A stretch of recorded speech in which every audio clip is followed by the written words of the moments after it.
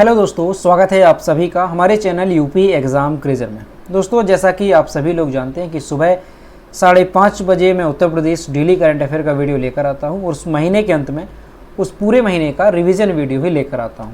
तो आज का जो हमारा वीडियो है ये जुलाई मंथ का रिवीजन वीडियो है और इस वीडियो में हम जुलाई मंथ से संबंधित उत्तर प्रदेश के जितने भी करंट अफेयर्स के इंपॉर्टेंट क्वेश्चन हैं सभी का रिवीजन करेंगे। तो पूरा वीडियो देखिए और बहुत ही ध्यान से देखिए। और दोस्तों, ये जो वीडियो है ये उत्तर प्रदेश की सभी कॉम्पिटिटिव एग्जाम्स के लिए मोस्ट इम्पॉर्टेंट है। जैसे आपका यूपी PCS है, इसके अलावा आरओ है, ARO है, सुपर टेट है और यूपी पैट का जो एग्ज़ाम आने वाला है तो इन सभी के लिए मोस्ट इम्पॉर्टेंट रहेगा। तो वीडियो को पूरा देखिए। तो चलिए शुरू करते हैं। दोस्तों, अगर आपको इस वीडियो की PDF ई-बुक डाउनलोड करनी है यानी जुलाई मंथ 2022 की, तो लिंक इसकी वीडियो के डिस्क्रिप्शन में मिल जाएगी। वहाँ से आप इसकी PDF ई-बुक डाउनलोड कर सकते हैं। और इसके साथ ही अगर आपको उत्तर प्रदेश करंट अफेयर की लास्ट 6 मंथ की यानी जनवरी 2022 से लेकर के जून 2022 तक की PDF ई-बुक डाउनलोड करनी है तो उसकी लिंक भी आपको वीडियो के डिस्क्रिप्शन में मिल जाएगी। तो ये दोनों PDF आपको डिस्क्रिप्शन में मिल जाएगी लिंक, वहाँ से कर लेंगे डाउनलोड। और दोस्तों, अगर इसे डाउनलोड करने में कोई प्रॉब्लम होती है तो साइट पर आपको व्हाट्सएप नंबर और ईमेल मिल जाएगा जिस पर आप इसे कॉन्टैक्ट कर सकते हैं। चलिए शुरू करते हैं। पहला क्वेश्चन है, हाल ही में किस राज्य सरकार ने काशी यात्रा योजना शुरू की है? अब दोस्तों, ये जो काशी यात्रा योजना है ये कर्नाटक के द्वारा शुरू की गई है और इस योजना के माध्यम से क्या है कि जो कर्नाटक सरकार है वो कर्नाटक के निवासियों को जो वाराणसी में काशी विश्वनाथ मंदिर है इसकी तीर्थ यात्रा कराएगा। कर्नाटक सरकार 30,000 लोगों को जो है इसके ज़रिए, इस योजना के ज़रिए जो काशी यात्रा है उसे कराएगा और हर एक यात्री को 5,000 रुपये जो है इस योजना के माध्यम से दिए जाएंगे इस यात्रा के लिए। और एक बात यहाँ पर होगी कि एक बार जिस व्यक्ति को इस योजना का लाभ मिल जाएगा तो दूसरी बार उसे जो है इस योजना का लाभ नहीं दिया जाएगा, यानी एक व्यक्ति जो है एक बार ही इस योजना के पात्र होगा। तो ध्यान रखेंगे आप, काशी यात्रा वैसे नाम से लगता है काशी उत्तर प्रदेश से होगी, लेकिन नहीं, ये कर्नाटक से संबंधित योजना है। कर्नाटक सरकार ने इसको शुरू किया है। अगला क्वेश्चन है, हाल ही में अर्जुन मेघवाल ने किस देश से वापस लाए गए भगवान बुद्ध के पवित्र कपिलवस्तु अवशेष प्राप्त किए? तो अभी जो है मंगोलिया से जो भगवान बुद्ध के पवित्र कपिलवस्तु अवशेष हैं, दोस्तों इन्हें पवित्र कपिलवस्तु अवशेष क्यों कहा जाता है? तो इसलिए क्योंकि जो प्राचीन शहर था कपिलवस्तु, वहाँ पर जो है ये अवशेष मिले थे। तो इसी वजह से इन्हें जो है पवित्र कपिलवस्तु अवशेष कहा जाता है। और अभी मंगोलिया से जो है भारत में वापस ये लाए गए हैं और किसको दिए गए हैं? तो केंद्रीय जो मंत्री हैं अर्जुन मेघवाल, उन्हें जो है गाजियाबाद में ये अवशेष प्रदान किए गए। अगला क्वेश्चन है, हाल ही में राज्य सरकार द्वारा किसे उत्तर प्रदेश अनुसूचित जाति एवं अनुसूचित जनजाति आयोग के नियमित अध्यक्ष नियुक्त होने तक यह पद सौंपा गया है? तो इसका जो करेक्ट आंसर है वो है ऑप्शन नंबर बी, असीम अरुण को। तो ध्यान रखेंगे आप, जो असीम अरुण हैं इन्हें अनुसूचित जाति और जनजाति जो आयोग है उसका अध्यक्ष अभी इन्हें कार्यभार जो है सौंपा गया है अध्यक्ष के तौर पर। और दोस्तों, ये जो असीम अरुण हैं इनकी बात अगर की जाए तो ये जो है 1994 बैच के IPS अधिकारी हैं। और दोस्तों, इनका जन्म कहाँ पर हुआ था? तो उत्तर प्रदेश के बदायूं जो डिस्ट्रिक्ट है वहाँ पर इनका जन्म हुआ था। कब हुआ था? तो 3 अक्टूबर 1970 को इनका जन्म हुआ था। कहाँ पर? बदायूं में। अगला क्वेश्चन है, देश का पहला ग्रीन हाइड्रोजन प्रोजेक्ट कहाँ पर लगेगा? तो मथुरा में जो है देश का पहला ग्रीन हाइड्रोजन प्रोजेक्ट लगाया जाएगा।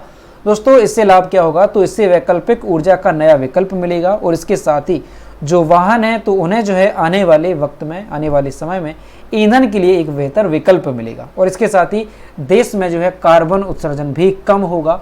तो ध्यान रखेंगे, देश का पहला जो ग्रीन हाइड्रोजन प्रोजेक्ट है ये कहाँ पर लगाया जाएगा? तो मथुरा में ये लगाया जाएगा जो कि उत्तर प्रदेश में है। अगला क्वेश्चन है, हाल ही में कौन सा राज्य सरकार फैमिली कार्ड जारी करने जा रही है? तो उत्तर प्रदेश सरकार जो है ये फैमिली कार्ड जारी करने जा रही है। दोस्तों, फैमिली कार्ड क्या है और इसके माध्यम से क्या लाभ होगा?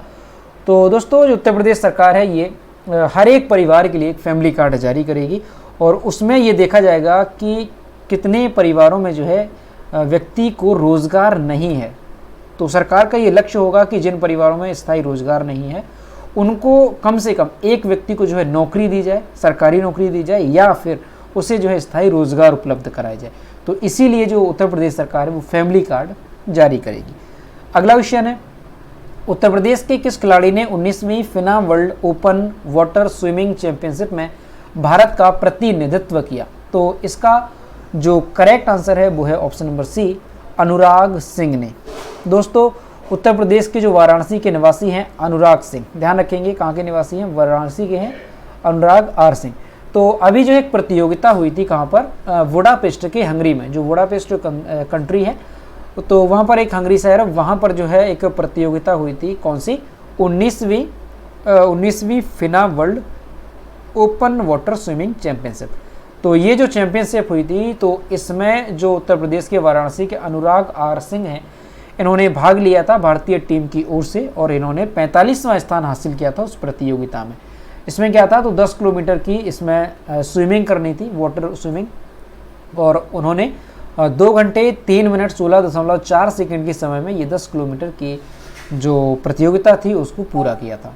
ठीक, तो ये चीज़ ध्यान रखेंगे आप कि ये कहाँ पर आयोजित हुई थी, 19वीं FINA world open water swimming championship, तो बुडापेस्ट के हंगरी में।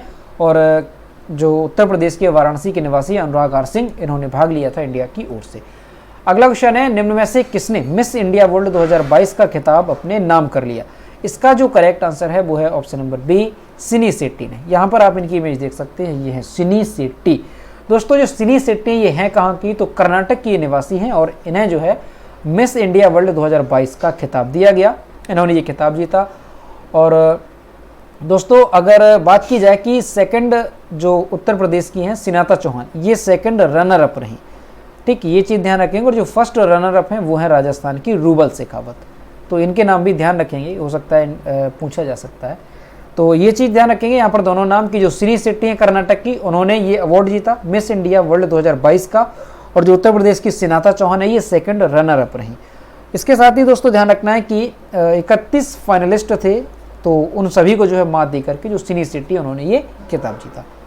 अगला क्वेश्चन है, हाल ही में कहाँ पर पहले मोबाइल थैला बैंक की शुरुआत की गई, तो उत्तर प्रदेश के नोएडा में। नोएडा में जो है पहले मोबाइल थैला बैंक की शुरुआत की गई है। अब दोस्तों ये मोबाइल थैला बैंक है क्या और इसके माध्यम से क्या होगा, तो दोस्तों जैसा कि आपको पता है कि 1 जुलाई 2022 को सरकार ने जो सिंगल यूज प्लास्टिक है उस पर बैन लगाया, जिस तरह से जो पॉलीथीन है इस पर भी बैन लगाया गया।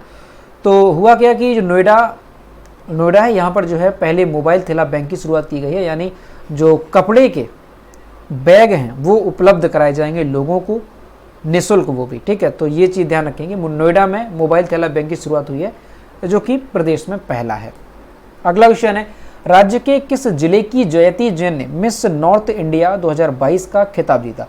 इसका जो करेक्ट आंसर है वो है ऑप्शन नंबर ए, गाजीपुर। ठीक, तो ध्यान रखेंगे गाजीपुर की ये निवासी हैं और कौन सा इन्होंने जो है खिताब जीता है, तो मिस नॉर्थ इंडिया 2022 का खिताब इन्होंने जीता है। दोस्तों हर एक क्वेश्चन को डिटेल में इसलिए नहीं बता रहा हूँ क्योंकि क्वेश्चन की संख्या यहाँ पर काफ़ी ज़्यादा है और ये हमारा रिवीजन वीडियो है, कम से कम समय में हम सारे क्वेश्चंस को रिवाइज करना चाहते हैं, तो इस वजह से हर एक क्वेश्चंस को जो ज़्यादा डिटेल में नहीं ले जा रहे। अगर आपको सारे क्वेश्चंस डिटेल में देखने हैं तो जो PDF है इसकी, उसमें आपको सारे क्वेश्चन डिटेल में मिलेंगे, उसकी लिंक वीडियो के डिस्क्रिप्शन में दी गई है, वहाँ से उसे डाउनलोड कर सकते हैं। अगला क्वेश्चन है, राष्ट्रीय खाद्य सुरक्षा कानून के क्रियान्वयन में उत्तर प्रदेश किस स्थान पर रहा। तो इसमें जो उत्तर प्रदेश है ये दूसरे स्थान पर रहा, ऑप्शन नंबर सी इसका करेक्ट होगा। अब दोस्तों पहले स्थान पर कौन सा राज्य रहा, तो ध्यान रखेंगे आप, फर्स्ट की बात अगर करें तो ओडिशा जो है इसमें पहले स्थान पर रहा। और थर्ड नंबर पर कौन सा रहा, तो ध्यान रखेंगे आप, आंध्र प्रदेश जो है थर्ड नंबर पर रहा। अब किस मामले में, तो ध्यान रखेंगे राष्ट्रीय खाद्य सुरक्षा कानून के क्रियान्वयन में जो है उत्तर प्रदेश दूसरे पर, ओडिशा पहले पर। अगला क्वेश्चन है, हाल ही में मुख्यमंत्री योगी आदित्यनाथ ने किस शहर में 4 दिवसीय आम महोत्सव 2022 का शुभारंभ किया। तो इसका जो करेक्ट आंसर है वो है ऑप्शन नंबर बी, लखनऊ में। तो लखनऊ में जो है आम महोत्सव का शुभारंभ किया गया है। तो दोस्तों जो उत्तर प्रदेश के मुख्यमंत्री हैं योगी आदित्यनाथ, उन्होंने 4 जुलाई को ये जो उत्तर प्रदेश आम महोत्सव 2022 है इसका शुभारंभ किया और ये जो महोत्सव ये 7 जुलाई 2022 तक आयोजित किया जाएगा। अब दोस्तों इस महोत्सव के दौरान जो है किन बातों पर ध्यान किया गया और किस बातों पर जो है फोकस रहा इस महोत्सव में, तो इस आम महोत्सव के माध्यम से आम के उत्पादन को लेकर के, प्रसंस्करण को लेकर के, विपणन है, निर्यात है, इसके अलावा गुणवत्ता में कैसे वृद्धि की जा सकती है, तो ये सभी जो आयाम थे उन पर विचार विमर्श किया गया। इनसे संबंधित जो विभाग हैं, उनके जो अधिकारी हैं, जो वैज्ञानिक हैं, उनको इस महोत्सव में बुलाया गया था और वहाँ पर जो है ये सभी विचार किए गए कि किस तरह से आम के उत्पादन पर जो है वृद्धि की जा सकती है। ठीक, तो ये चीज़ ध्यान रखेंगे आप। जो उत्तर प्रदेश आम महोत्सव 2022 है, इसका आयोजन कहाँ पर हुआ? उत्तर प्रदेश की लखनऊ में। और कितने दिवसीय था? तो 4 जुलाई से लेकर के 7 जुलाई तक ये आयोजित किया गया। अगला क्वेश्चन है, हाल ही में किस राज्य के मुख्यमंत्री ने पुरोहित कल्याण बोर्ड के गठन से संबंधित विभागों को निर्देश दिए? तो उत्तर प्रदेश सरकार जो है, उत्तर प्रदेश में जो पुरोहित कल्याण बोर्ड है, इसके गठन को लेकर के संबंधित विभागों को निर्देश दिए गए हैं। अगला क्वेश्चन है, राज्य के किस जिले के डॉक्टर सूरवीर सिंह को आयरलैंड में हुए अंतर्राष्ट्रीय पैरा ट्यूबरक्लोसिस सम्मेलन 2022 में लाइफ टाइम अचीवमेंट अवार्ड से सम्मानित किया गया? इसका जो करेक्ट आंसर है वो है ऑप्शन नंबर डी, मथुरा के। दोस्तों, जो मथुरा में GLA विश्वविद्यालय है, वहाँ पर जैव प्रौद्योगिकी विभाग के अध्यक्ष हैं डॉक्टर सूरवीर सिंह। तो इन्हें जो है अभी एक विशेष अवार्ड दिया गया। कौन सा अवार्ड दिया गया? तो लाइफ टाइम अचीवमेंट अवार्ड दिया गया है। और ये इन्हें कहाँ पर मिला है? तो ध्यान रखेंगे, आयरलैंड की राजधानी जो डबलिन है, वहाँ पर एक सम्मेलन आयोजित किया गया था, अंतर्राष्ट्रीय पैरा ट्यूबरक्लोसिस सम्मेलन 2022। तो उसमें इन्हें लाइफ टाइम अचीवमेंट अवार्ड दिया गया। और इन्हें क्यों दिया गया? तो पशुओं की टीबी पर इन्होंने एक शोध किया था, तो उसी के चलते इन्हें ये अवार्ड दिया गया। दोस्तों, ये जो सम्मेलन था, अंतर्राष्ट्रीय पैरा ट्यूबरक्लोसिस सम्मेलन 2022, इसमें जो है 2 दर्जन से अधिक देशों के वैज्ञानिकों ने भाग लिया था, लेकिन उन सभी में जो लाइफ टाइम अचीवमेंट अवार्ड का पुरस्कार है वो इन्हीं को दिया गया। और दोस्तों, 2024 में जो GLA विश्वविद्यालय है, ये इस सम्मेलन को आयोजित करेगा। तो ये चीज़ भी आप ध्यान रखेंगे। तो काफ़ी इनका नाम इम्पोर्टेंट है, क्योंकि आयरलैंड में जो है ये सम्मेलन हुआ था और वहाँ पर इन्हें लाइफ टाइम अचीवमेंट अवार्ड दिया गया। और ये हमारे उत्तर प्रदेश से संबंधित है, मथुरा से। अगला क्वेश्चन है, ताज ओपन नेशनल ताइक्वांडो चैंपियनशिप में उत्तर प्रदेश की टीम को कौन सा स्थान मिला? तो इसका जो करेक्ट आंसर है वो है ऑप्शन नंबर ए, पहला स्थान। ध्यान रखेंगे, ताज ओपन नेशनल ताइक्वांडो चैंपियनशिप है और उत्तर प्रदेश की टीम को पहला स्थान दिया गया है। अगला क्वेश्चन है, हाल ही में उत्तर प्रदेश में UP 112 रिस्पॉन्स टाइम किस पुलिस को पहला स्थान दिया गया? तो नोएडा पुलिस को जो है इसमें पहला स्थान दिया गया। दोस्तों, किस तरह से ये जो है रैंकिंग की गई है? तो दोस्तों, जिस तरह से जो 112 जो नंबर है, ये जो UP पुलिस का नंबर है 112, तो उसमें जब लोगों ने उसे डायल किया तो किस पुलिस, जैसे लखनऊ पुलिस है, नोएडा पुलिस है, इसके अलावा है ना, इसी तरह से सारे ज़िलों की यहाँ पर रैंकिंग की गई। तो कौन से ज़िले की जो पुलिस है वो सबसे जल्दी पहुँची, यानी उसका जो रिस्पॉन्स टाइम है वो सबसे कम रहा, तो वो नोएडा पुलिस का रहा। अब यहाँ पर बात की जाए कि कितना समय रहा, तो अगर शहरी क्षेत्रों में देखा जाए, शहरी क्षेत्रों में और यहाँ पर देहात, तो शहरी क्षेत्रों में अगर देखा जाए तो जो नोएडा की पुलिस है उसका जो औसत समय रहा है पहुँचने का, वो रहा है 4 मिनट और 21 सेकंड। ये समय रहा है नोएडा पुलिस का शहरी क्षेत्रों में। और देहात क्षेत्र की अगर बात की जाए तो 6 मिनट और 9 सेकंड समय रहा पहुंचने का नोएडा पुलिस का। तो ये प्रदेश में सबसे कम समय है और सभी जिलों की पुलिस को देखते हुए, तो इसी वजह से जो नोएडा पुलिस है इसे 112 रिस्पॉन्स टाइम में पहला स्थान दिया गया। अगला क्वेश्चन है, देश में सर्वाधिक एक्सप्रेस वे बनाने वाला राज्य कौन सा बना? तो ये हमारा उत्तर प्रदेश बन गया है। और दोस्तों, उत्तर प्रदेश में कुल मिलाकर के अगर देखा जाए कि जो निर्माणाधीन और वर्तमान में जो कार्यरत है, सभी को मिलाकर के उत्तर प्रदेश में कितने एक्सप्रेस वे हो गए हैं? तो 13 एक्सप्रेस वे हो गए हैं। इनमें से जो 6 एक्सप्रेस वे है ये कार्यरत हैं, जो 6 एक्सप्रेस वे हैं ये कार्यरत हैं, और जो 7 एक्सप्रेस वे हैं ये अभी निर्माणाधीन है। ठीक, तो ये चीज़ ध्यान रखेंगे। तो 7 एक्सप्रेस वे निर्माणाधीन है और 6 एक्सप्रेस वे कार्यरत हैं। तो कुल मिलाकर के उत्तर प्रदेश में 13 एक्सप्रेस वे हैं और ये देश में सर्वाधिक हैं। अगला क्वेश्चन है, उत्तर प्रदेश के किस शहर में एफिल टावर की तर्ज पर एक अनूठी रिवर आर्ट गैलरी बनाई जाएगी? इसका जो करेक्ट आंसर है वो है ऑप्शन नंबर बी, प्रयागराज में। ठीक, तो ध्यान रखेंगे किसकी तर्ज पर बनेगी? एफिल टावर की तर्ज पर बनेगी एक रिवर आर्ट गैलरी प्रयागराज में। अगला क्वेश्चन है, राजस्थान के कोटा से शुरू होने वाला जो चंबल एक्सप्रेस वे है ये उत्तर प्रदेश के किस जिले को जोड़ेगा? तो ये जोड़ेगा उत्तर प्रदेश के इटावा को। ऑप्शन नंबर ए यहाँ पर करेक्ट हो जाएगा। दोस्तों, जो चंबल एक्सप्रेस वे है ये राजस्थान के कोटा से शुरू होगा और कहाँ तक जाएगा? तो उत्तर प्रदेश के जो इटावा डिस्ट्रिक्ट है वहाँ पर एक शहर है भरथना, तो उसका जो एक गांव पड़ता है ग्राम नगरिया सरावा, तो यहाँ तक ये एक्सप्रेसवे जाएगा। अब ये जो चंबल एक्सप्रेसवे है इसका निर्माण कार्य कब शुरू होगा, तो 2024 से पहले जो है ये बनकर के तैयार हो जाएगा, ऐसा कहा गया है। और इसका जो निर्माण कार्य है वो नवंबर 2022 में शुरू कर दिया जाएगा।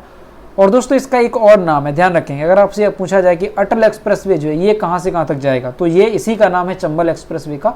तो ये राजस्थान से शुरू होगा, राजस्थान की कोटा से, और उत्तर प्रदेश के इटावा तक ये जाएगा। ठीक, अगर लंबाई की बात की जाए तो 412 किलोमीटर ये एक्सप्रेसवे लंबा होगा, 4 लेन का ये एक्सप्रेसवे होगा। अगर लागत की बात की जाए चंबल एक्सप्रेसवे की, तो 8,800 करोड़ रुपए इस पर लागत आएगी चंबल एक्सप्रेसवे पर। ठीक, तो चंबल एक्सप्रेसवे, अटल एक्सप्रेसवे एक ही बात है, और ये 412 किलोमीटर लंबा होगा। अगला क्वेश्चन है, हाल ही में उत्तर प्रदेश के किस जिले में 4000 साल पुराने तांबे के हथियार पाए गए। तो मैनपुरी में अभी जो है 4000 साल पुराने तांबे के हथियार पाए गए हैं। दरअसल दोस्तों अभी क्या हुआ कि मैनपुरी में खुदाई का काम जारी था, तो उसी दौरान जो है यहाँ पर 4000 साल पुराने तांबे के हथियार पाए गए। यहाँ पर आप एक इमेज देखिए, ये हथियार जो है पाए गए हैं कहाँ पर, मैनपुरी में, और इनका जो संबंध है वो द्वापर युग से बताया जा रहा है, यानी भगवान कृष्ण का जो काल था उस समय का ये हथियार बताए जा रहे हैं। तो काफ़ी इम्पॉर्टेंट है, अगर हो सकता है आपसे पूछ लिया जाए एग्जाम में, तो ध्यान रखेंगे कि जो द्वापर युग से संबंधित हथियार हैं तांबे के, वो कहाँ पर पाए गए, तो मैनपुरी में ये पाए गए हैं। कितने साल पुराने हैं, तो 4000 साल ये पुराने हैं। अगला क्वेश्चन है, हाल ही में उत्तर प्रदेश की 5वीं अक्षय पात्र मध्याह्न भोजन रसोई का उद्घाटन कहाँ पर किया गया। तो इसका जो उद्घाटन है वो किया गया है वाराणसी में। ऑप्शन नंबर सी इसका करेक्ट हो जाएगा। दोस्तों ये जो अक्षय पात्र मध्याह्न भोजन रसोई है, ये प्रदेश की 5वीं रसोई है, ध्यान रखेंगे 5वीं रसोई है, और देश भर की अगर देखा जाए तो देश भर की ये 62वीं है। ठीक, तो ये चीज़ ध्यान रखेंगे, जो अक्षय पात्र मध्याह्न भोजन रसोई है। अगला क्वेश्चन है, हाल ही में सुमित कुमार ने एक ऐसा स्मार्ट जूता बनाया जो बर्फ में दबे सेना के जवान की कंट्रोल रूम की लोकेशन बताएगा। तो इनका संबंध किस शहर से है, तो इनका जो संबंध है वो मेरठ से है। ऑप्शन नंबर सी इसका करेक्ट हो जाएगा। दोस्तों यहाँ पर आप इनकी इमेज देख सकते हैं, ये कौन है, सुमित कुमार। तो ये सुमित कुमार हैं जो कि मेरठ के निवासी हैं, उन्होंने एक खास तरह का जूता बनाया। अब दोस्तों ये जूता जो है किस तरह से काम करेगा, दरअसल आपने सुना होगा कई बार कि जो हमारे सैनिक हैं वो हिमस्खलन की वजह से कई बार बर्फ़ में दब जाते हैं और वहाँ पर जो है उनकी मृत्यु तक हो जाती है। तो ऐसी स्थिति में जो ये जूते हैं ये काम करेंगे। यहाँ पर जो जूते हैं इनमें सेंसर्स लगाए गए हैं और एक डिवाइस जो है इसमें लगाई गई है, और जो ये जूते होंगे जो वहाँ पर कंट्रोल रूम होगा तो उससे ये कनेक्ट रहेंगे। और इसकी जो रेंज है वो 100 मीटर की रेंज है, यानी जो कंट्रोल रूम है वहाँ से 100 मीटर के दायरे में अगर कोई सैनिक जो है बर्फ़ में दब जाता है तो उसकी जो एग्जैक्ट लोकेशन है वो इस डिवाइस के माध्यम से पता चलेगी और उन्हें जो है जल्दी से बाहर निकाला जा सकेगा। तो काफ़ी उपयोगी रहेगा हमारे सैनिकों के लिए। तो ध्यान रखेंगे आप, सुमित कुमार का नाम, ये मेरठ के निवासी हैं। अगला क्वेश्चन है, उत्तर भारत का सबसे बड़ा मॉल कहाँ पर बन करके तैयार हुआ। तो उत्तर भारत का जो सबसे बड़ा मॉल है ये लखनऊ में अभी हाल ही में बन करके तैयार हुआ है। दोस्तों यहाँ पर आप इसकी इमेज देख सकते हैं, ये उत्तर भारत का, और अगर पूछा जाए उत्तर प्रदेश का तो भी आंसर यही होगा, जो लखनऊ में बना है लुलु अंतर्राष्ट्रीय मॉल। दोस्तों जो हमारा लखनऊ है उत्तर प्रदेश की राजधानी, यहाँ पर लुलु अंतर्राष्ट्रीय मॉल खोला गया। ये उत्तर भारत का सबसे बड़ा मॉल है। इसकी बात अगर की जाए कि इसका जो एरिया है वो कितना है, तो 22 लाख वर्ग फीट क्षेत्रफल में ये फैला है और इसे बनाने में 2000 करोड़ रुपए की लागत आई है। दोस्तों इस मॉल की अगर बात करें कि कितने लोग इसमें शॉपिंग कर सकते हैं, तो 50,000 लोग एक साथ इसमें शॉपिंग कर सकते हैं और 16,000 लोग एक साथ इसमें बैठ कर के खाना खा सकते हैं। और गाड़ी पार्किंग की बात की जाए तो 3000 से ज़्यादा यहाँ पर गाड़ियाँ पार्क की जा सकेंगी। और ये जो मॉल है ये 4 साल में बन करके तैयार हुआ है। तो ये सारी बातें इससे संबंधित ध्यान रखेंगे, यहाँ से क्वेश्चन पूछा जा सकता है, क्योंकि उत्तर भारत का ये सबसे बड़ा मॉल है और नाम क्या है, लुलु अंतर्राष्ट्रीय मॉल। कहाँ पर स्थित है, तो उत्तर प्रदेश की राजधानी लखनऊ में ये स्थित है। अगला क्वेश्चन है, हाल ही में किस राज्य की पल्लवी सिंह ने मिसेज यूनिवर्स डिवाइन का खिताब जीता। इसका जो करेक्ट आंसर है वो है ऑप्शन नंबर ए, उत्तर प्रदेश। यहाँ पर आप इनकी इमेज देख सकते हैं। दोस्तों उत्तर प्रदेश की जो पल्लवी सिंह है, इन्होंने दक्षिण कोरिया में जो ये ऊसू शहर है यहाँ पर एक प्रतियोगिता आयोजित हुई थी। कौन सी, मिसेज यूनिवर्स डिवाइन, ये प्रतियोगिता आयोजित हुई, तो इसमें इन्होंने ये खिताब जीता। ये रहने वाली कहाँ की हैं, तो हमारे उत्तर प्रदेश के कानपुर की रहने वाली हैं। और दोस्तों ये प्रतियोगिता की अगर बात की जाए तो ये काफ़ी बड़े स्तर की प्रतियोगिता थी। इसमें 110 देशों ने भाग लिया था और 110 देशों के जो सभी प्रतियोगी थे उनको इन्होंने हराया और मिसेज यूनिवर्स डिवाइन का खिताब इन्होंने अपने नाम पर किया। ठीक, तो काफ़ी इंपॉर्टेंट है। और दोस्तों जो पल्लवी सिंह हैं, इन्होंने किसका प्रदर्शन जो है यहाँ पर किया था, तो एशिया की ये प्रतियोगी थी और इन्होंने जीवन के सभी क्षेत्रों में उत्कृष्टता प्राप्त करने के लिए भारतीय महिलाओं की दृढ़ इच्छा शक्ति और प्रतिबद्धता का प्रदर्शन किया था। तो ये चीज़ ध्यान रखेंगे आप, काफ़ी इंपॉर्टेंट है कि मिसेज यूनिवर्स डिवाइन का खिताब किसने जीता, तो ये पल्लवी सिंह ने जीता, जो कि उत्तर प्रदेश की कानपुर की रहने वाली है।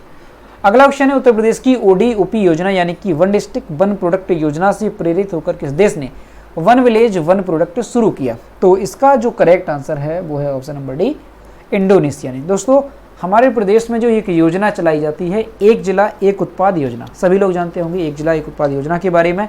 तो ये जो योजना है ये काफ़ी सफल हुई, इसका जो चर्चा है वो पूरे देश में ही नहीं, देश के बाहर भी रहा।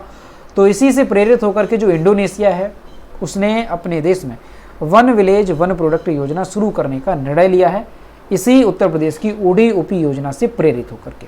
ठीक, तो ध्यान रखेंगे इंडोनेशिया। अगला क्वेश्चन है, हाल ही में करजन ब्रिज को हेरिटेज प्लेस के रूप में विकसित किया जा रहा है, ये कहाँ पर स्थित है, तो जो करजन ब्रिज है ये स्थित है प्रयागराज में, ऑप्शन नंबर सी इसका करेक्ट होगा। यहाँ पर आप इस ब्रिज की इमेज देख सकते हैं। दोस्तों ये अंग्रेजों के काल में बनाया गया था, आपने नाम सुना होगा लॉर्ड कर्जन का, तो उनके नाम पर जो है इसका नाम रखा गया, उन्हीं के शासनकाल का ये ब्रिज था। दोस्तों ये कितना पुराना है, तो 117 साल ये ब्रिज पुराना है, 117 साल। और अब जो है ये जो ब्रिज है यहाँ पर एक गंगा संग्रहालय बनाया जाएगा और इसके अलावा इसे जो है हेरिटेज प्लेस के रूप में विकसित किया जा रहा है। ठीक, तो ध्यान रखेंगे, ये चर्चा में है अभी, ये कहाँ पर स्थित है करजन ब्रिज, तो ध्यान रखेंगे प्रयागराज में। अगला क्वेश्चन है, उत्तर प्रदेश के किस जिले में अटल राष्ट्रीय प्रेरणा स्थल बनाया जाएगा, तो जो अटल राष्ट्रीय प्रेरणा स्थल है ये लखनऊ में बनाया जाएगा, ऑप्शन नंबर डी इसका करेक्ट होगा। यहाँ पर आप ये जो इमेज देख रहे हैं, इस तरह का ये मॉडल बनाया गया है कि जो अटल क्या है राष्ट्रीय प्रेरणा स्थल, ये इसी मॉडल पर बनाया जाएगा। यानी कि आप यहाँ पर देख सकते हैं कमल के फूल का आकार यहाँ पर होगा, ये यहाँ पर देख सकते हैं, इसी आकार का ये बनाया जाएगा। अगला क्वेश्चन है, उत्तर प्रदेश में एक जिला एक उत्पाद योजना की वैश्विक स्तर पर ब्रांडिंग के लिए किस अंतर्राष्ट्रीय संस्थान की एक शाखा खोली जाएगी, इसका जो करेक्ट आंसर है वो है ऑप्शन नंबर ए, अंतर्राष्ट्रीय पैकेजिंग संस्थान। तो दोस्तों ध्यान रखेंगे, उत्तर प्रदेश की जो ODOP योजना है इसे वैश्विक स्तर पर ब्रांडिंग करने के लिए एक अंतर्राष्ट्रीय संस्थान है, अंतर्राष्ट्रीय पैकेजिंग संस्थान, तो इसकी एक शाखा उत्तर प्रदेश में खोली जाएगी। अगला क्वेश्चन है, हाल ही में प्रधानमंत्री नरेंद्र मोदी ने उत्तर प्रदेश के किस जिले में बुंदेलखंड एक्सप्रेसवे का लोकार्पण किया, तो अभी जो है प्रधानमंत्री नरेंद्र मोदी जालौन के दौरे पर आए थे और उन्होंने वहां पर बुंदेलखंड एक्सप्रेसवे का लोकार्पण किया। दोस्तों जो बुंदेलखंड एक्सप्रेसवे है इसकी अगर बात करें, दोस्तों ये जो एक्सप्रेसवे है बुंदेलखंड एक्सप्रेसवे, जैसे कि नाम से ही पता चलता है बुंदेलखंड एक्सप्रेसवे, यानी कि बुंदेलखंड का विकास करने के लिए जो इस एक्सप्रेसवे को बनाया गया है। तो ये जो एक्सप्रेसवे है इसका लोकार्पण किया है प्रधानमंत्री नरेंद्र मोदी ने, कब किया है, तो ध्यान रखेंगे 16 जुलाई को इसका लोकार्पण किया है। अब दोस्तों ये जो एक्सप्रेसवे है इसके बारे में कुछ बातें आपको ध्यान रखनी है, जैसे ये जो एक्सप्रेसवे है कितना लंबा है, तो 296 किलोमीटर ये लंबा है। ये कहाँ से कहाँ तक जाएगा, जो चित्रकूट से ये शुरू होगा और इटावा तक ये जाएगा। इससे कितने जिले जो है लाभान्वित होंगे, यानी कि कितने जिलों से होकर के ये एक्सप्रेसवे गुजरेगा, तो चित्रकूट से स्टार्ट होगा, इसके बाद बांदा है, महोबा है, हमीरपुर, जालौन, औरैया और इटावा, यानी कि ये कितने हो गए 7 जिले जो हैं इससे लाभान्वित होंगे। अब दोस्तों जब ये इटावा में पहुंचेगा तो इटावा के बाद इसे जोड़ दिया जाएगा जो आगरा लखनऊ एक्सप्रेसवे है उससे। तो इसके माध्यम से क्या होगा कि जो लोग हैं वो चित्रकूट से अगर उन्हें दिल्ली का सफ़र करना होगा तो वो काफ़ी आसान होगा और मात्र 6 से 7 घंटे में जो है वो चित्रकूट से दिल्ली पहुंच सकेंगे इस एक्सप्रेसवे के माध्यम से। और इसके साथ ही दोस्तों बांदा और जालौन में औद्योगिक कॉरिडोर बनाने पर भी जो है सरकार ने एक सलाहकार एजेंसी का गठन किया है, तो इस बात को भी ध्यान रखेंगे। तो फिलहाल आपको ये सारी बातें यहाँ से ध्यान रखनी है, जैसे बुंदेलखंड एक्सप्रेसवे है इसका लोकार्पण प्रधानमंत्री नरेंद्र मोदी ने किया है और ये कितने जिलों से होकर के गुजरेगा। अब दोस्तों यहाँ पर आप एक बार मैप में भी देख सकते हैं, ये चित्रकूट है, ये उत्तर प्रदेश का मैप है, यहाँ पर ये चित्रकूट है, यहाँ से ये एक्सप्रेसवे शुरू होगा, बांदा में जाएगा, इसके बाद ये जो है महोबा, महोबा से ये होते हुए हमीरपुर, इसके बाद जालौन और इसके बाद ये औरैया और फिर ये इटावा। तो ये 7 जिले हो जाएंगे जिनसे होकर के ये एक्सप्रेसवे गुजरेगा। अगला क्वेश्चन है, हाल ही में जारी राष्ट्रीय संस्थागत रैंकिंग फ्रेमवर्क आरएफ के अनुसार ओवरऑल रैंकिंग में जो आईआईटी कानपुर संस्थान है ये किस स्थान पर रहा? तो इसका जो करेक्ट आंसर है वो है ऑप्शन नंबर बी, 5वें स्थान पर। अब दोस्तों ये जो रैंकिंग है एनआईआरएफ की रैंकिंग, तो इसमें पहले स्थान पर कौन सा संस्थान रहा तो उसका नाम भी ध्यान रखेंगे। आईआईटी जो मद्रास है, आईआईटी जो मद्रास है ये इसमें पहले स्थान पर रहा एनआईआरएफ की रैंकिंग में, यानी सबसे अच्छा जो संस्थान है वो आईआईटी मद्रास रहा देश भर में। अगला क्वेश्चन है एससीओ यानी कि संघाई कोऑपरेशन ऑर्गेनाइजेशन जो है, इसकी पहली सांस्कृतिक और पर्यावरण पर्यटक राजधानी के रूप में किस शहर को चुना गया है? तो उत्तर प्रदेश के वाराणसी को चुना गया है। और दोस्तों साल 2022-23 के लिए जो है वाराणसी को चुना गया है पर्यावरण पर्यटन राजधानी के तौर पर। ठीक, तो ये चीज़ ध्यान रखेंगे। और दोस्तों इसका उद्देश्य क्या है? तो पर्यावरण को बढ़ावा देना इसका उद्देश्य है। अगला क्वेश्चन है राज्य में लखनऊ कानपुर एक्सप्रेस वे का निर्माण कार्य अक्टूबर 2022 तक शुरू कर दिया जाएगा। तो ये जो एक्सप्रेस वे होगा इसकी लंबाई कितनी है? तो ये 63 किलोमीटर लंबा होगा। और दोस्तों कौन सा एक्सप्रेस वे है? तो लखनऊ कानपुर एक्सप्रेस वे, ये लखनऊ से कानपुर को जोड़ेगा। लंबाई होगी 63 किलोमीटर और इसका जो निर्माण कार्य है वो अक्टूबर 2022 में शुरू कर दिया जाएगा। और लक्ष्य रखा गया है कि 2025 तक, कब 2025 तक जो है इसे पूरा कर लिया जाए। अगला क्वेश्चन है हाल ही में उत्तर प्रदेश के किस शहर में प्रदेश का पहला rain water harvesting theme park बनाया गया? तो कहाँ पर बनाया गया है? ध्यान रखेंगे आप, उत्तर प्रदेश के कानपुर में। ऑप्शन नंबर ए इसका करेक्ट होगा। उत्तर प्रदेश के कानपुर में प्रदेश का पहला rain water harvesting theme park बनाया गया। दोस्तों जो रेन वाटर थीम पार्क है वो हैदराबाद में है और हैदराबाद की ही तर्ज पर जो है प्रदेश में ये rain water harvesting theme park बनाया गया है, जो कि कहाँ पर? कानपुर के इंदिरा नगर में ये बनाया गया है। कानपुर नाम ध्यान रखेंगे। अब दोस्तों ये जो rain water harvesting theme park है ये होता क्या है और इसके माध्यम से क्या होगा? तो इसके माध्यम से जो है पानी को बचाने का जो जागरूकता है वो फैलाई जाएगी और पानी का महत्व बताया जाएगा। खास बात ये होगी कि जो पानी का महत्व बताया जाएगा वो रोबोट के जरिए बताया जाएगा। ठीक है, तो इस वजह से ये पार्क जो है काफ़ी इम्पोर्टेंट रहेगा क्योंकि प्रदेश में पहला हार्वेस्टिंग ये पार्क है। एक बात तो ये है। दूसरी बात ये कि ये जो पार्क होगा इसमें रोबोट के माध्यम से जो बच्चे हैं उनको पानी का महत्व सिखाया जाएगा कि किस तरह से पानी को सेव किया जा सकता है। ठीक, तो इस चीज़ को ध्यान रखेंगे। और इसके अलावा कानपुर में शासन ने बरसात के पहले सरकारी इमारतों में रेन वाटर हार्वेस्टिंग सिस्टम भी लागू करने का आदेश दिया है। तो ध्यान रखेंगे प्रदेश का पहला rain water harvesting theme park कहाँ पर बनाया गया? तो ये कानपुर में बनाया गया। अगला क्वेश्चन है हाल ही में किस राज्य ने भूजल सप्ताह के अवसर पर डिजिटल भूजल रथ की शुरुआत की? इसका जो करेक्ट आंसर है वो है option number D, Uttar Pradesh. अब दोस्तों जो भूजल सप्ताह का आयोजन किया गया तो उस अवसर पर जो डिजिटल भूरथ की शुरुआत की गई, भूजल की जो रथ की शुरुआत की गई तो वो है क्या? तो यहाँ पर पहले आप एक इमेज देखिए। ये जो आप इमेज देख रहे हैं एक व्हीकल है, तो यहाँ पर इसे ही डिजिटल भूजल रथ कहा गया है। और यहाँ पर जो है बड़ी बड़ी एलईडी स्क्रीन इसमें लगाई गई, पीछे भी देख सकते हैं, और इस तरफ भी जो है एलईडी स्क्रीन लगाई गई हैं। और ये जो व्हीकल हैं वो चलाए गए हैं। उत्तर प्रदेश के 10 जिलों में ये व्हीकल जाएंगे। ठीक है, कौन कौन से ज़िलों में ये वैन जाएगी? तो ललितपुर हो गया, मेरठ है, शामली है, मुजफ्फरनगर है, झांसी है, महोबा है, हमीरपुर है, बांदा है, चित्रकूट और बागपत। तो ये 10 ज़िले हैं जिनमें ये जो व्हीकल हैं, जो वैन है, ये जाएंगी और लोगों को जागरूक करेंगे। किस बारे में?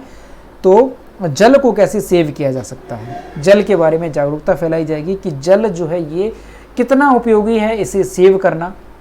तो इसके बारे में गांव-गांव ये जाएगा और बड़ी बड़ी जो एलईडी स्क्रीन है उस पर जो है इससे संबंधित जो चलचित्र हैं, जो इमेजेस हैं वो उसमें दिखाई जाएंगी और लोगों को जागरूक किया जाएगा।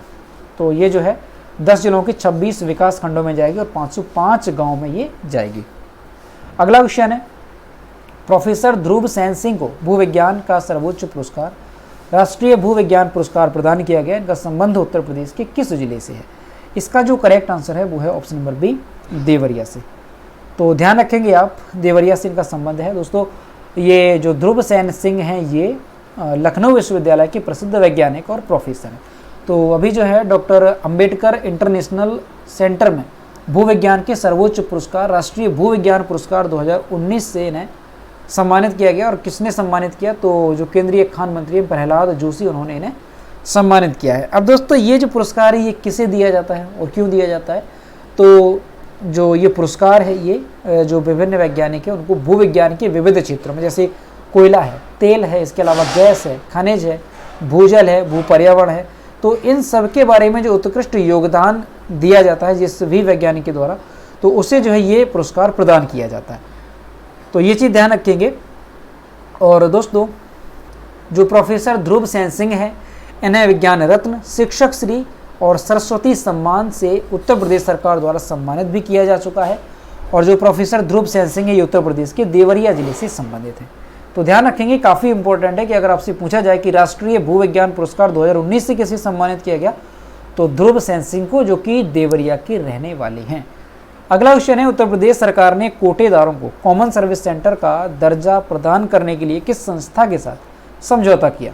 इसका जो करेक्ट आंसर है वो है option number B, e governance service India limited के साथ। अब दोस्तों ये यहाँ पर जो समझौता किया गया है कि जो कोटेदार हैं उन्हें कॉमन सर्विस सेंटर का दर्जा दिया जाए, इसका मतलब क्या है? तो दोस्तों इसका मतलब ये है कि जो गांव के लोग होंगे, जैसे उन्हें कोई राशन कार्ड से संबंधित समस्या है, इसके अलावा उन्हें कोई पैन कार्ड से समस्या है, कोई वोटर कार्ड से समस्या है, कोई आधार कार्ड से समस्या है, तो ये जो सारी समस्याएं, इसके लिए उन्हें गांव के बाहर नहीं जाना पड़ेगा।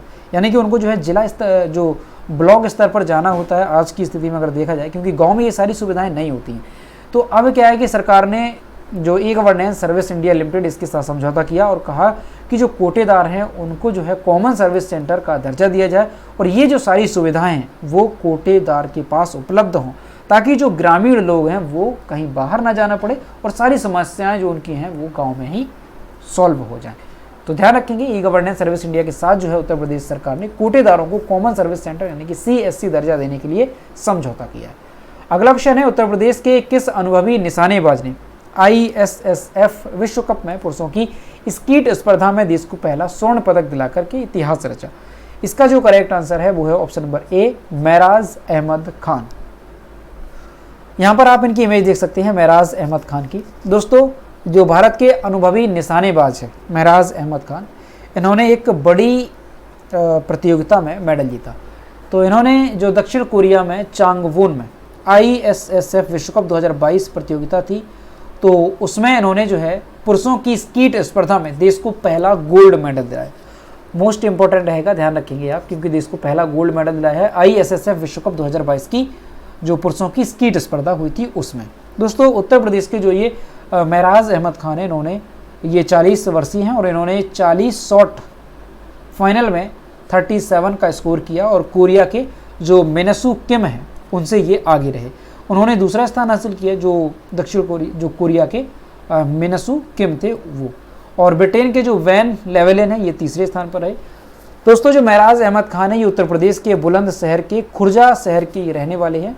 इनका जन्म जो है यहीं पर हुआ था और दोस्तों ये 2 बार के ओलंपियन हैं और अभी जो है चांगवोन में भारत के लिए सबसे उम्रदराज प्रतिभागी रहे और 2016 में रियो डी जेनेरियो में विश्व कप में इन्होंने रजत पदक जो है जीता था। तो काफ़ी इंपॉर्टेंट है, ध्यान रखेंगे आप, मोस्ट इंपॉर्टेंट रहेगा कि जो ISSF विश्व कप 2022 की प्रतियोगिता थी उसमें जो मेराज अहमद खान है ये उत्तर प्रदेश के बुलंदशहर के रहने वाले हैं। इन्होंने देश को पहला गोल्ड मेडल दिलाया है और ऐसा कर करके इन्होंने इतिहास रचा। अगला क्वेश्चन है, यूपी सरकार किस वर्ष में यूपी ग्लोबल इन्वेस्टर समिट का आयोजन करेगी? इसका जो करेक्ट आंसर है वो है ऑप्शन नंबर सी, जनवरी 2023 में। तो यहाँ से ध्यान रखेंगे आप, जो यूपी ग्लोबल इन्वेस्टर समिट है इसका आयोजन जो उत्तर प्रदेश में जनवरी 2023 में किया जाएगा। अगला क्वेश्चन है, हाल ही में रतिराम ने अंतर्राष्ट्रीय रेलवे चैंपियनशिप में स्वर्ण पदक जीता, ये रेलवे के किस मंडल में कार्यरत हैं? तो ये जो है रेलवे के किस मंडल में है, ध्यान रखेंगे, लखनऊ मंडल में ये कार्यरत हैं। और कौन सी स्पर्धा में इन्होंने जो है गोल्ड मेडल जीता है? तो अंतर्राष्ट्रीय स्तर की एक रेलवे चैंपियनशिप थी जिसमें कि केवल रेलवे के ही कर्मचारी जो है इसमें सम्मिलित थे। तो ये जो चैंपियनशिप थी तो इसमें इन्होंने गोल्ड मेडल जीता है और ये किस मंडल में कार्यरत है? तो ध्यान रखेंगे लखनऊ मंडल में कार्यरत है।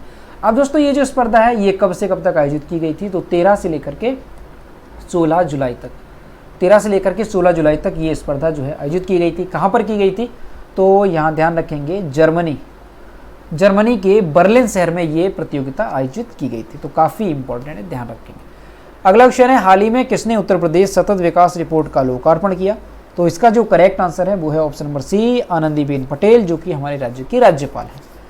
अगला क्वेश्चन है, हाल ही में उत्तर प्रदेश सरकार ने, दोस्तों यहाँ से एक बात और ध्यान रखनी है, जो पिछला क्वेश्चन है, जो उत्तर प्रदेश सतत विकास रिपोर्ट है, तो ये जो रिपोर्ट है किस पर आधारित थी, तो इस रिपोर्ट में जो संयुक्त राष्ट्र द्वारा 17 जो SDG जो लक्ष्य रखे गए हैं, तो जो 17 सतत विकास के लक्ष्य हैं उनके अनुसार जो है ये रैंकिंग जारी की गई कि ये जो 17 लक्ष्य थे उनमें जो उत्तर प्रदेश है वो किस स्थान पर है, कैसी इसकी स्थिति है।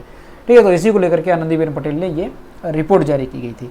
ठीक है, ये जिलेवार जो है रैंकिंग की जाती है, तो ये चीज़ ध्यान रखेंगे। ये जो रिपोर्ट है इसमें हर एक जिले की स्थिति देखी जाती है कि जो SDG जो लक्ष्य रखे गए थे उसमें कौन सा जिला किस स्थान पर है और किस जिले में कौन सी कमी है। ठीक है, तो ये ध्यान रखेंगे। उत्तर प्रदेश सतत विकास रिपोर्ट, आनंदीबेन पटेल ने इसका लोकार्पण किया। अगला क्वेश्चन है, हाल ही में उत्तर प्रदेश सरकार ने कितनी नई नगर पंचायतों के गठन को मंजूरी दी है, तो इसका जो करेक्ट आंसर है वो है ऑप्शन नंबर बी, 18 नई नगर पंचायतों को। दोस्तों कौन कौन सी है नई नगर पंचायतें, तो उनके नाम ध्यान रखेंगे। प्रतापगढ़, गोंडा और देवरिया में 3-3 नई नगर पंचायतों का गठन किया गया, जबकि गोरखपुर, फतेहपुर में 2-2 नगर पंचायत और लखीमपुर खीरी, बलरामपुर, एटा, आजमगढ़ और संत कबीर नगर में 1-1 कस्बों को नगर पंचायत का दर्जा दिया गया। तो कुल मिलाकर के 18 नई नगर पंचायतों के गठन को मंजूरी दी है उत्तर प्रदेश सरकार ने। अगला क्वेश्चन है, नीति आयोग द्वारा जारी इनोवेशन इंडेक्स में उत्तर प्रदेश किस स्थान पर रहा, इसका जो करेक्ट आंसर है वो है ऑप्शन नंबर डी, 7वें स्थान पर। अब दोस्तों यहाँ पर देखा जाए कि पहले स्थान पर कौन सा राज्य है, तो ये इंपॉर्टेंट है। फर्स्ट नंबर पर आता है आपका कर्नाटक। कर्नाटक जो है ये पहले स्थान पर आता है। और दूसरे नंबर पर कौन सा राज्य है, तो ये भी इंपॉर्टेंट है, तो तेलंगाना। तेलंगाना जो है ये सेकंड नंबर पर आता है। कौन सी इंडेक्स में, तो नीति आयोग के द्वारा जारी किया गया इनोवेशन इंडेक्स, उसमें। अगला क्वेश्चन है, हाल ही में राज्य के किस संस्थान ने IV बोतल डिटेक्टर डिवाइस बनाई है, इसका जो करेक्ट आंसर है वो है option number C, IIT Kanpur ने।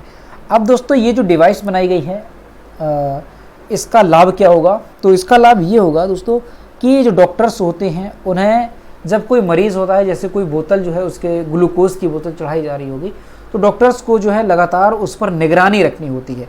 लेकिन इस डिवाइस के बन जाने से क्या होगा कि ये जो डिवाइस है ये खुद ब खुद डॉक्टर को अलर्ट करेगी कि डिवाइस जो है ये खाली होने वाली है, या इसके अलावा जो डिवाइस है उसमें कितनी मात्रा जो है चढ़ चुकी है, जो बोतल है ग्लूकोज की मात्रा कितनी चढ़ चुकी है, तो ये जो सारी इन्फॉर्मेशन है वो ये डिवाइस के माध्यम से पता चलेगा। तो इससे डॉक्टर्स को यहाँ पर सहूलियत होगी। तो इस तरह की डिवाइस जो है IIT कानपुर ने बनाई है। अगला क्वेश्चन है, राज्य सरकार कहाँ पर बायोटेक साइंस का हब बनाएगी, इसका जो करेक्ट आंसर है वो है ऑप्शन नंबर डी, लखनऊ में जो है ये बनाया जाएगा। और दोस्तों यहाँ पर ये लक्ष्य रखा गया कि 1000 युवाओं को जो इसके माध्यम से रोजगार भी दिया जाए। अगला क्वेश्चन है, हाल ही में उत्तर प्रदेश सरकार ने शहरों में साफ सफाई के लिए टोल फ्री नंबर की शुरुआत की है, तो कौन सा टोल फ्री नंबर है, तो ध्यान रखेंगे आप, ऑप्शन नंबर बी करेक्ट हो जाएगा, 1533। ये टोल फ्री नंबर है। इस पर जो है डायल करके जो नागरिक हैं वो अपने शहरों की साफ सफाई की जानकारी दे सकते हैं। अब यहाँ पर किस तरह की साफ सफाई है, जैसे आपकी कोई पेयजल से संबंधित समस्या है, इसके अलावा सीवर से संबंधित समस्या है, इसके अलावा अगर कोई साफ सफाई की बात है, यानी पर कहीं कोई गंदगी फैली हुई है, तो इस नंबर पर आप डायल करेंगे और आपको जो है इसके बारे में जानकारी देनी होगी और ये जो समस्याएं हैं वो सॉल्व की जाएंगी। अगला क्वेश्चन है, हाल ही में किस IIT संस्थान द्वारा गौरैया नामक एक ड्रोन जो है बनाया गया है, तो इसका जो करेक्ट आंसर है वो हो जाएगा option number C, IIT Kanpur. यहाँ पर दोस्तों इसकी इमेज देख सकते हैं, ये जो है इमेज देख रहे हैं गौरैया के आकार का, ये क्या है, ये एक ड्रोन है। अब इसकी खासियत देखेंगे कि इस ड्रोन की खासियत क्या है और ये किस तरह से उपयोगी होगा। तो दोस्तों IIT कानपुर में जो है ये ड्रोन बनाया गया है, एक इंजीनियर हैं वसंत नाम है एक छात्र का, तो उन्होंने जो है ये नैनो ड्रोन बनाया, इसका नाम रखा गया है गौरैया। अब दोस्तों इसका जो उपयोग है वो सेना की ज़रूरतों के लिए किया जा सकेगा। किस तरह से उपयोग किया जा सकेगा, तो इसका दोस्तों जो वजन है वो केवल 239 ग्राम है, और 239 ग्राम वजन होने की वजह से ये जो है काफ़ी ऊंचाई तक चला जाएगा, और ये ज़मीन से जब 50 मीटर की ऊंचाई पर चला जाता है तो इसके बाद ये दिखाई नहीं देता है, यानी कि साधारण आंखों से देखा जाए तो ये दिखाई नहीं देता है। तो इससे क्या होगा कि जो ये ड्रोन होगा ये बॉर्डर पर भी निगरानी रख सकेगा, और इससे जो और दूसरे देश के जो सैनिक हैं उनको इसकी जानकारी भी नहीं होगी। तो ये जो ड्रोन है गौरैया की तरह है, जैसे ही ऊपर जाता है तो इसकी जो आवाज़ है वो भी बंद हो जाती है और 35 मीटर के बाद इसकी आवाज़ भी सुनाई नहीं देती। तो इस तरह से जो है ये सेना की ज़रूरतों के हिसाब से काफ़ी इम्पोर्टेंट है। जो गौरैया ड्रोन है, तो ध्यान रखेंगे ये जो आईआईटी कानपुर के एक छात्र हैं वसंत, उन्होंने ये बनाया। अगला क्वेश्चन है, हाल ही में यूपी सरकार ने राज्य को $1 ट्रिलियन की अर्थव्यवस्था बनाने के लिए किसके साथ समझौता किया? तो इसका जो करेक्ट आंसर है वो है option number B, Deloitte India के साथ। ठीक है, ध्यान रखेंगे $1 ट्रिलियन की अर्थव्यवस्था बनाने के लिए जो यूपी सरकार है उसने डेलॉयट इंडिया के साथ क्या किया है? समझौता किया है।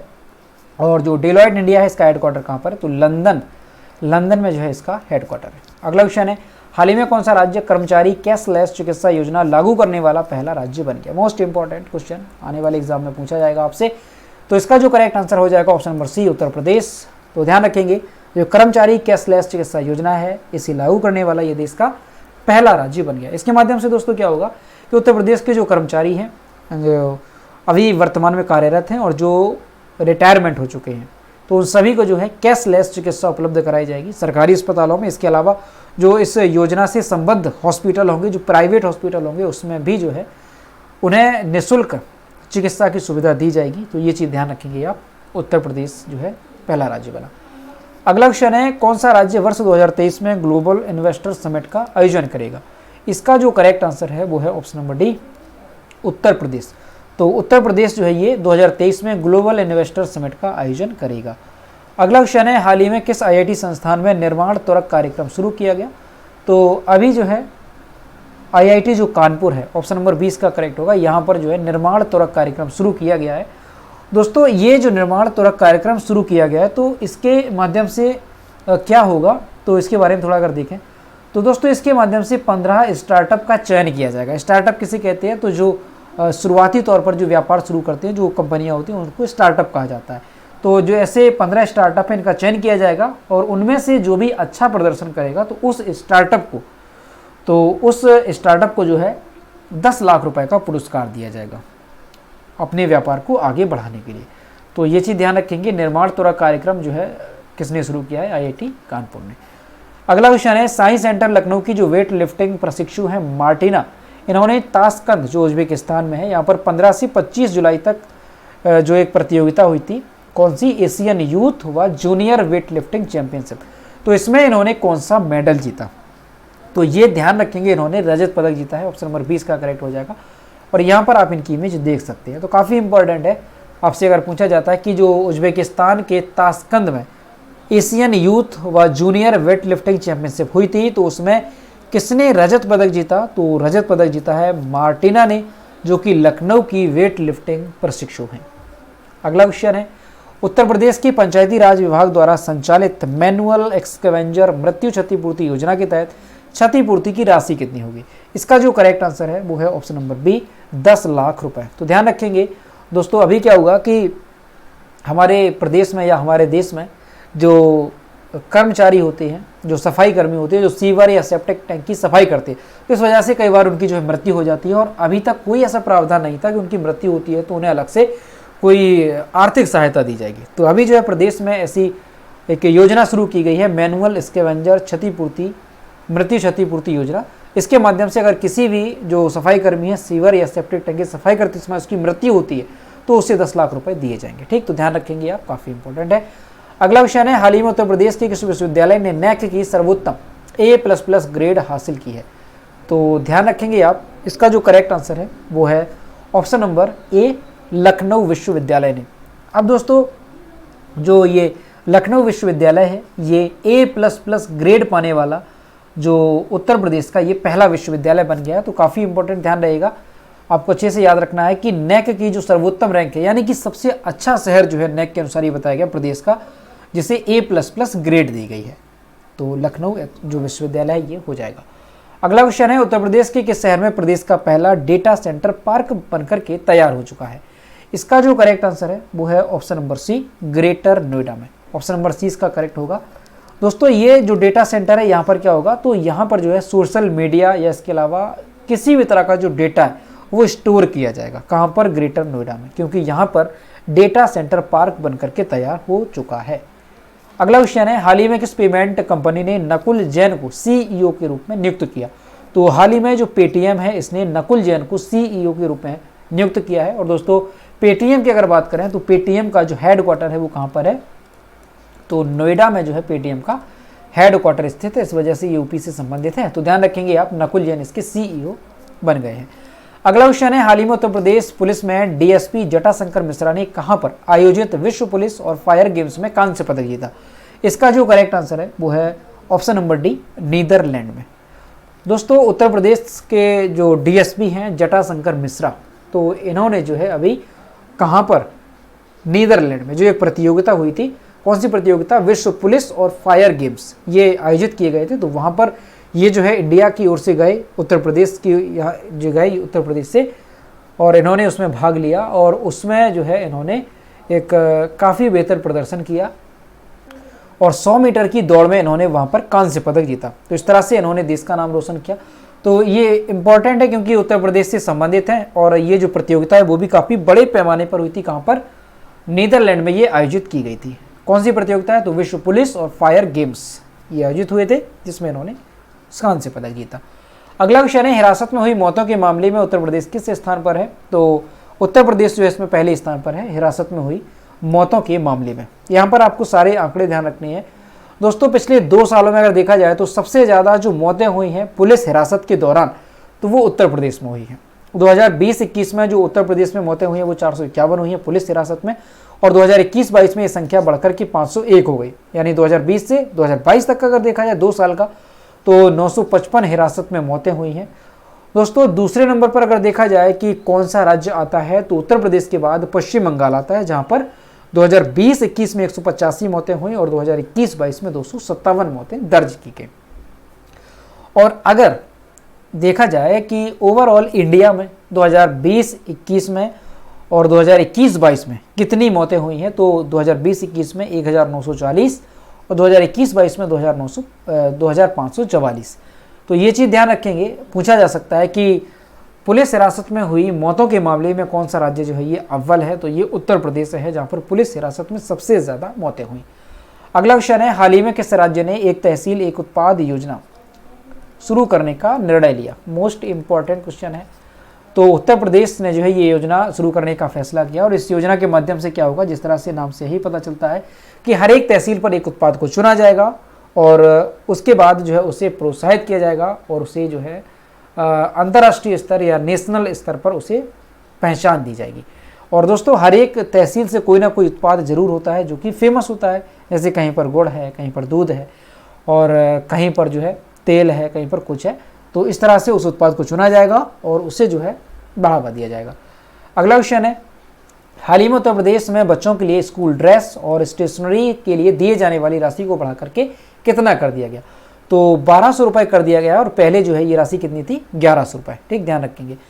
अगला क्वेश्चन है, हाल ही में मुख्यमंत्री नगर सृजन योजना किस राज्य में शुरू की गई? ये भी मोस्ट इंपॉर्टेंट, तो ध्यान रखेंगे। उत्तर प्रदेश सरकार ने इस योजना को शुरू किया है, मुख्यमंत्री नगर सृजन योजना। और इसका उद्देश्य क्या है, तो ये चीज़ ध्यान रखेंगे।